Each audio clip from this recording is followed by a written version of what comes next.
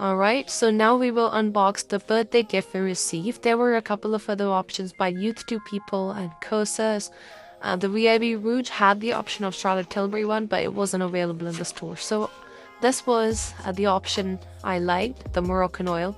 It has Moroccan oil hair treatment, hydrating shampoo, hydrating conditioner, and hand cream. This is a shampoo.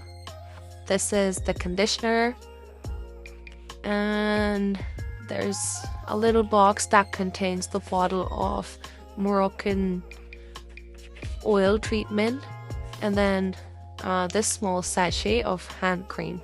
I've used the shampoo, conditioner, and oil treatment before. They are really good for my hair. I haven't used the hand cream before, but this time I'll know. So as you can see, all of these products fit well in my hand. They're a good travel size product. If you have big mane, then maybe you'll finish it in 1 to 2 uses. But if you have medium length hair, fine hair, that is good for 3 to 4 uses, or just use it as a travel pack.